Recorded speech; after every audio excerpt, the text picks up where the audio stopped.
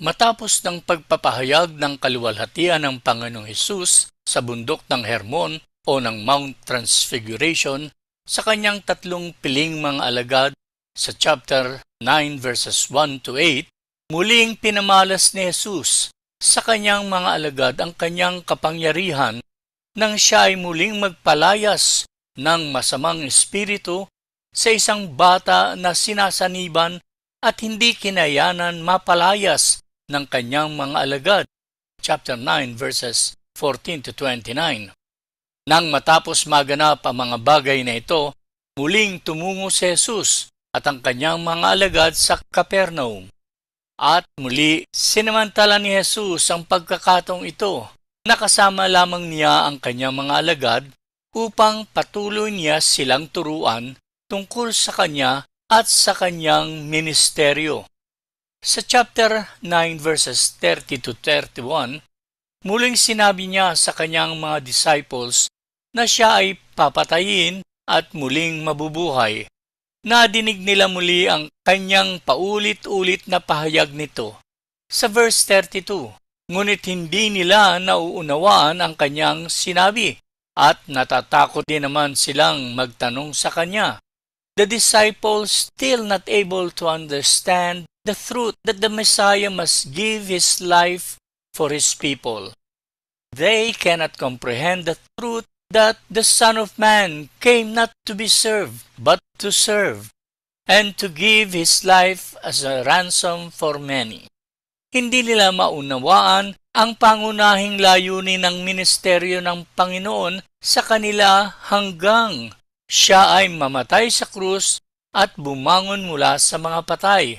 Pagkatapos lamang nito, mauunawaan at ipangangaral nila ng may kapangyarihan ang kanyang kamatayan at muling pagkabuhay para sa ikaliligtas ng maraming kaluluwa.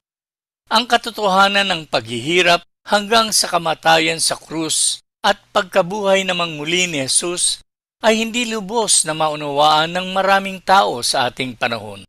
Tulad din ng di pagkaunawa ng mga naunang alagad ni Jesus kahit ilang beses na niya itong paulit-ulit na sinasabi. Pagkat tulad ng mga alagad, tayo rin ay isinilang sa mundong ito na bulag at walang pagkaunawa sa mga katotohanan ng Diyos. 2 Corinthians chapter 4 verse 4. In their case, the God of this world has blinded the minds of the unbelievers to keep them from seeing the light of the gospel of the glory of Christ, who is the image of God. Ang pangakong your eyes will be open sa hardin ni Satanas kay Eva at Adan ay isang malaking kasinungalingan. At ang patuloy na pagkabulag ay nire-reinforce pa mula sa ating pagkabata, pagkat iminulat sa ating mga kaisipan ng mga relihiyon na gawa ng tao na maaari tayong makapasok sa langit at presensya ng Diyos sa ating sariling mabubuting gawa at pagsunod sa mga alituntunin ng simbahan. Kaya nga't paulit-ulit ko ding sinasabi sa inyo na ang relihiyon na gawa ng tao ay lihis sa kapahayagan ng Diyos. The only way a person can come to God is through a faith relationship with the Lord Jesus Christ. John chapter 14 verse 6. Sumagot si Jesus, "Ako ang daan, ang katotohanan at ang buhay. Walang makakapunta sa Ama kundi sa pamamagitan ko." Sa sandaling ito, nais kong ating pag-aralan ang isang napakahalagang paksa na nais ituro ni Jesus sa kanyang mga alagad mula sa ating tekstong binasa kanina. At aking binigyang pamagat ang ating paksang pag-aaralan, sino ang dakila? Aking dalangin na matapos ng ating maikling pag-aaral ay ating masasagot ang katanungan, sino ba ang dakila sa lahat? And also, I am hoping in this study, we might also discover that the path to true greatness is available to all who would walk in it. Minsan pa, may tatlong mahahalagang points ang ating makikitang ipinahahayag ng ating teksto. At ang first important point, Ang debate, verses 33 to 34. Dumating sila sa Capernaum. Nang sila'y nasa bahay na, tinanong ni Jesus ang kanyang mga alagad, "Ano ang pinagtatalunan ninyo sa daan?" Hindi sila makasagot sapagkat ang pinagtatalunan nila ay kung sino sa kanila ang pinakadakila. Nang sila ay umabot na sa kanilang destinasyon, nagtanong si Jesus sa kanyang mga disciples. Nais niyang malaman kung ano ang kanilang pinag-uusapan o pinagtatalunan habang sila ay naglalakbay. Walang sumagot sa katanungan ni Jesus, sa dahilan na masasabi natin na nahihiya sila sa kanilang pinagdidiskusyonan because they had been arguing among themselves who is the greatest, or shall we say, sino sa kanila ang pinakadakilang disciple. Ano kaya ang pumasok sa kaisipan ng mga disciples upang sila ay magkaroon ng pagtatalo-talo sa bagay nito among themselves? Sa aking palagay lamang ay may kinalaman ito ng tatlo lamang sa alagad ni Jesus na sina Peter, James, and John ang kanyang sinama sa bundok na kung saan naganap ang Transfiguration, verse 2. At sa verse 9 ay sinabihan ni Jesus ang tatlo na huwag sasabihin sa iba ang kanilang nasaksihan sa bundok. Sinasabi sa verses 14 to 18 na ang mga naiwang disciples ay patuloy na nakikipagtalo sa mga religious leaders at maaaring kinukutya sila ng mga tao dahil sa kanilang failure na mapaalis ang masamang espiritong sumapi sa isang batang lalaki. Matapos ng mga pangyayaring ito, sa kanilang paglalakad ay maaaring nagtanong ang 9 na disciples kina Peter, James, and John kung ano ang naganap sa bundok dahil batid sa kanilang tatlo ang hindi maitagong kagalakan. At maaaring sinabi ng tatlo na hindi nila maaaring sabihin ang naganap sa bundok sa utos mismo ni Jesus.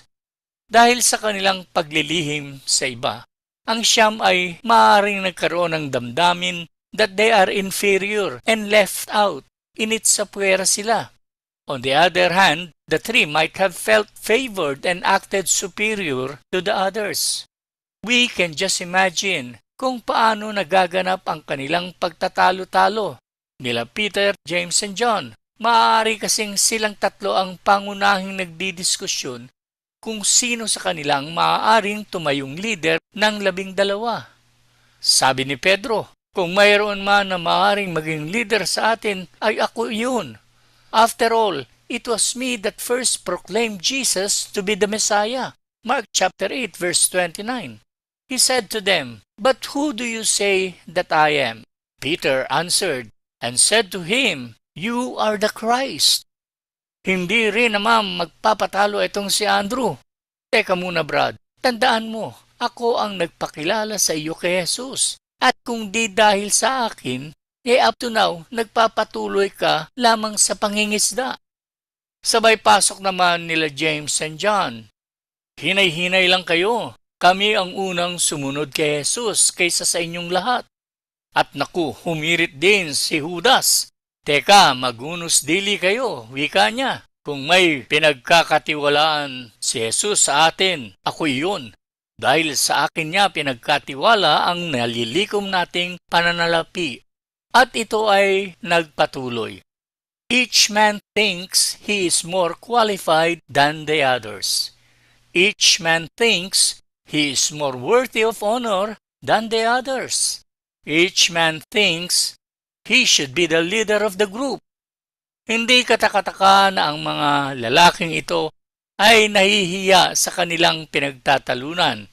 Gayunpaman, ang tanging mahalaga sa mga disciples kung sino ang dakila sa kanila sa harap ng Panginoong Hesus. No wonder nahiya sila. Maging sa ating panahon, nakakahiya na ang bagay na ito ay pinagtatalunan ng mga lingkod ng Diyos. Nakalulungkot pagkat everywhere you go in any local church, you find the high seat seekers. This embarrassing behavior of high seat seekers and those who want recognition as the greatest still happens even in many Christian churches today. Kaya't sa ikatlong sulat ni Apostol Juan, sa verse 9, ganito ang kanyang sinabi, Sumulat ako sa iglesia, subalit hindi kami kinilala ni Diotrephes. Ang hangad niya ay siya ang kilalaning pinuno. Kinondema ni Juan ang lalaking si Diotrephes, pagkat nais niyang itaas ang kanyang sarili at magkaroon ng kontrol sa simbahan. Pinagsisikapan ng lalaking ito na siya ang kilalaning leader ng buong kapulungan. In the Church of Jesus, there are no big I's and little U's. We are all people saved by God's grace, not masters to be served, but equals who need to learn to serve others. When we stand before the Lord, would you rather face Him in embarrassment for wanting to be first, or be praised by Jesus as a faithful servant? Ang ikalawang mahalagang point sa ating teksto, ang demonstrasyon, verses 35 to 37. Naupo si Jesus, tinawag ang 12 at sinabi sa kanila, ang sinumang nagnanais maging una ay dapat maging huli sa lahat at maglingkod ng lahat. Tinawag niya ang isang bata at pinatayo sa gitna nila. Pagkatapos, kinalong niya ito at sinabi sa kanyang mga alagad, ang sinumang tumatanggap sa isang batang tulad nito, alang-alang sa aking pangalan ay ako ang tinatanggap. At ang sinumang tumatanggap sa akin, ay hindi lamang ako ang kanyang tinatanggap, kundi pati na rin ang nagsugo sa akin. Kapanig natin ang hindi laban sa atin.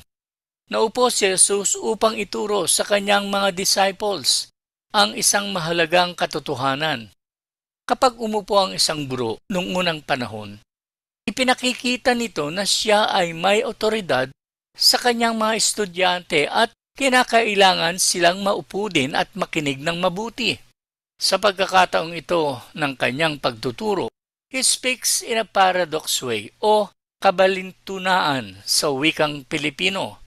Ito ay ang pagsasalita sa isang paniniwalang salungat sa pangkaraniwang opinyon.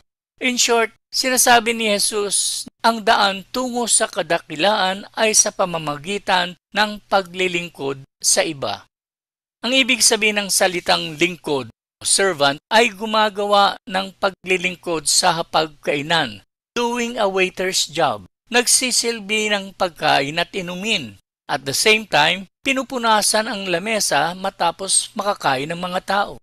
Itinuro ni Jesus na ang tunay na kadakilaan ay nakakamit sa pamamagitan ng mapagpakumbabang paglilingkod sa iba.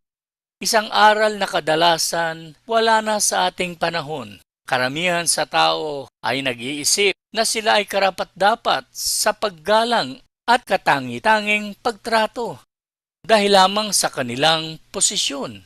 Ngunit kung gusto mong igalang ka ng iba, paglingkuran mo sila, unahin sila, tugunan ang kanilang mga pangangailangan, at kalimutan ang iyong sarili.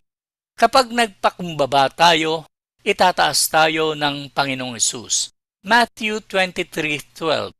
Ang nagmamataas ay ibababa, at ang nagpapakababa ay itataas.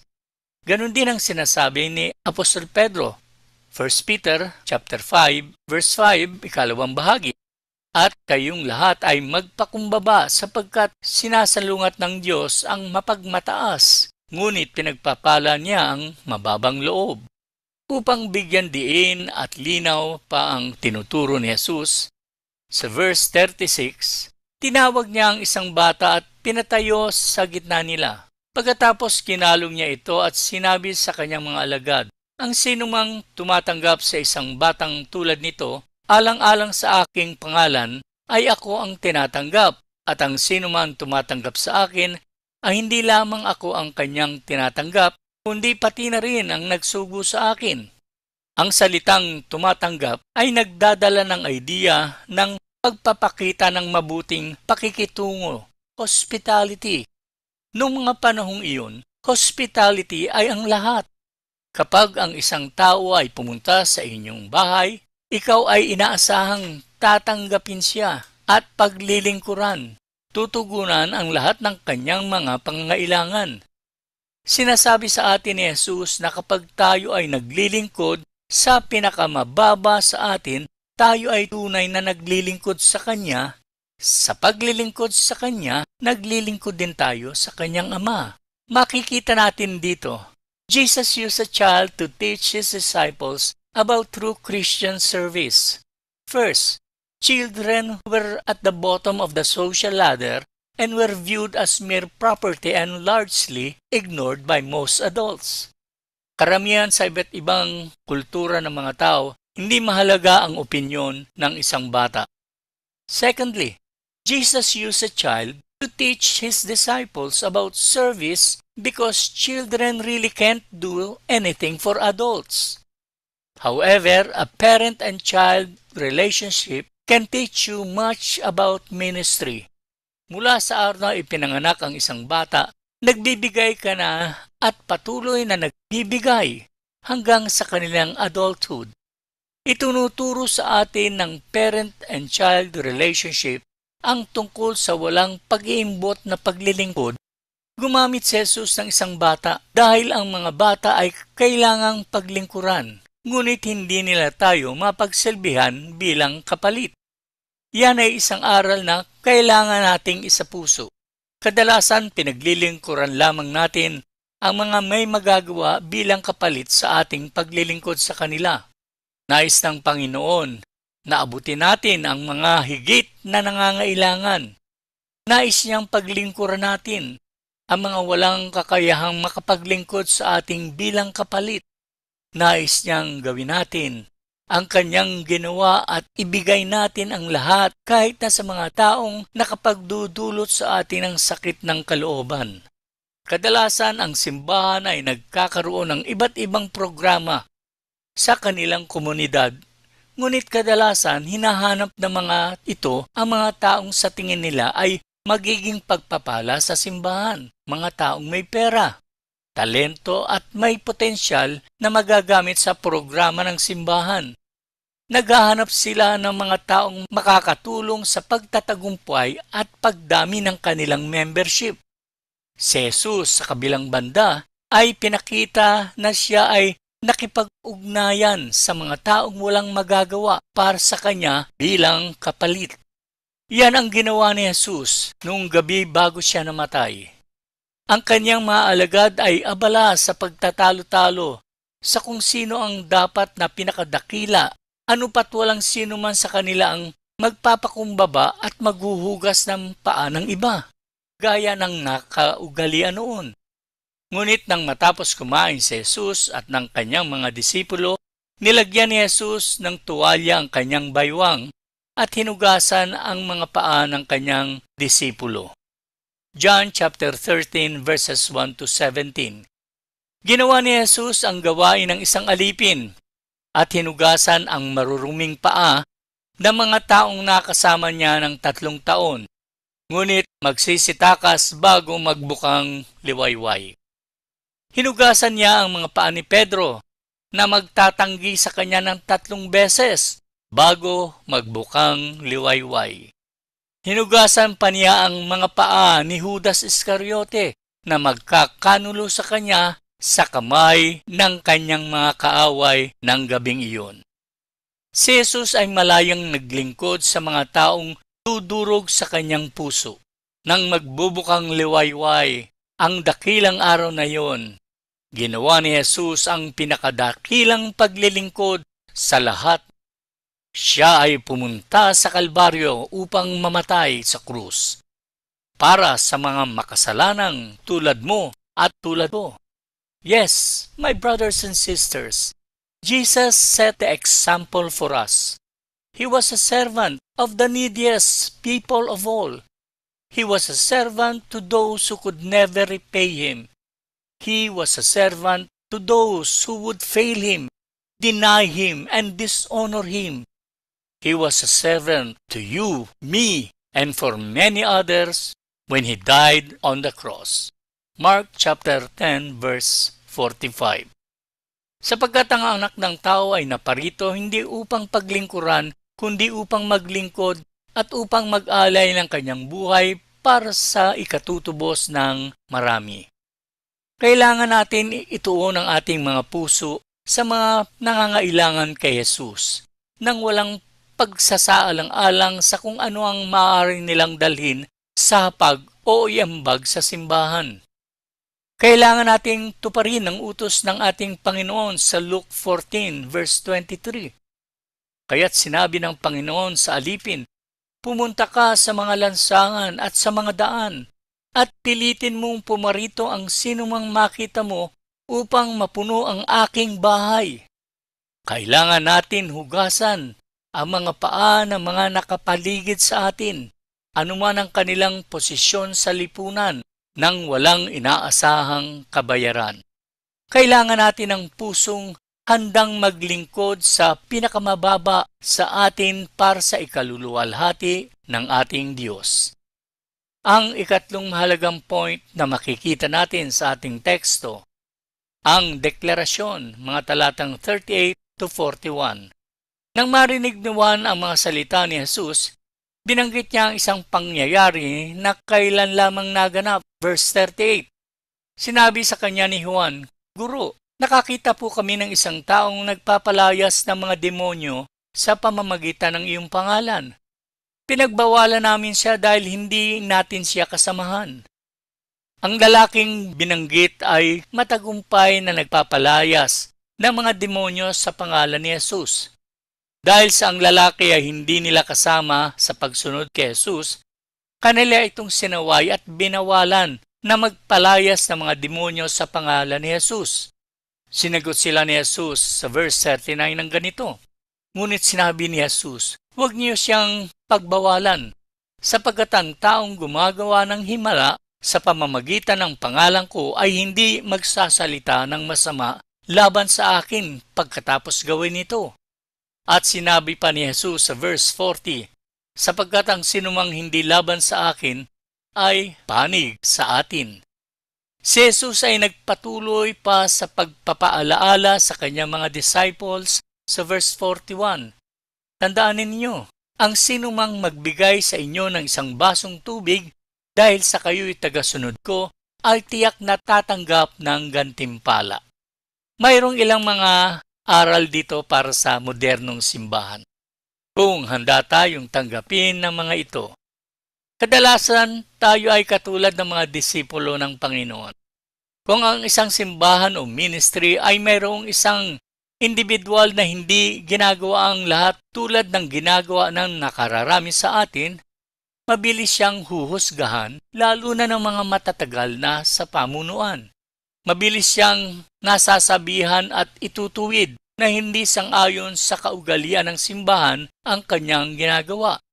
Halimbawa sa uri at tempo ng awitin na kanyang nais ipaawit. O siya ay nagtataas ng kamay habang nananalangin at marami pang iba. Mayroong ilang mga katotohanan na nakakalimutan natin. Una, walang lokal na simbahan, mangangaral o Christian ministry ang pinagkalooban ni Jesus to determine who and who isn't serving the Lord. Pagkat malayang kumikilos ang Espiritu ng Diyos sa kanyang mga tao. Ang pangunahing bagay na mahalaga ay nabibigyan ng kaluwalhatian ng ating banal na Diyos sa paglilingkod ng kanyang mga tao sa anumang kaparaanan. Ikalawa, when it comes to local churches again, mayroon tayong kasabihan, one size does not fit all. Pag dumating ang pagkakataon na kayo ay makahanap ng isang local church na kung saan kayo ay mag-member, tandaan ninyo na maaari ang kanilang Sunday service program ay hindi natutulad sa pagdaraos ng Ang Mabuting Balita Philippines Sunday Service. Maaari kasing may mga practices ang ibang simbahan o ministry na hindi tayo komportable sa kanilang mga ginagawa dahil hindi ito ang bagay na ating nakasanayan. Kinakailangan na hindi natin hatulan ang isang local church o congregation o hindi rin hatulan ang mangangaral at ihambing siya sa ibang mangangaral. Totoo na ako man ay may pagkakataong hindi ko malunok ang mga ginagawa o pamamaraan ng isang church sa kanilang pagsamba, tulad ng mala-concert na production ng kanilang pag-aawitan. Ito marahil ay dahil sa ako'y masasabi ninyong a little bit conservative pagdating sa paraan ng pagsamba sa Diyos. Tunay na maaaring magkakaiba ang iba't ibang mga local churches at ministries sa kanilang mga kaparaanan. But we must remember that we all together belongs to the same team. In other words, we are to worry about our own business first. Because if we are serving God in our own little way, it will keep us busy for the rest of our days. Ang ikatlo, every church and every ministry will be judged by the kind of people it produces. Kung ang isang ministeryo ay nagbubunga ng mga makamundong tao, ito ay sa mundo, anuman ang kanilang sinasabi sa kanilang sarili. Kung ang isang ministeryo ay nagbubunga ng makadiyos na mga tao, ito ay isang kasangkapan na ginagamit ng Diyos. Kahit ano paman personal na ating iniisip at nararamdaman para sa kanila. Sa ating pagtatapos, ang pinakadakilang tao sa isang lokal na simbahan o anumang Christian ministry, ito ay ang taong naglilingkod sa iba ng walang pag-iimbot, na walang iniisip kung ano ang maaari nilang matanggap bilang kapalit. Ang pinakadakilang tao sa simbahan ni Jesus ay ang taong handang kumuha ng huling pwesto upang ang iba ay mauna. Ang pinakadakilang tao sa simbahan ni Jesus ay ang taong naghahangad na paglingkuran ng mga taong hindi kailanman makapagbibigay ng anumang kapalit. Tanong, ikaw ba kapatid ay naglalarawan ng isang taong dakila? Ito muli ang inyong lingkod at tagapagturo, Brother Ed. Ang pagpapala ng ating dakilang Diyos, Ama, Anak at Espiritu Santo ay sumaating nawa ngayon at magpakailan paman.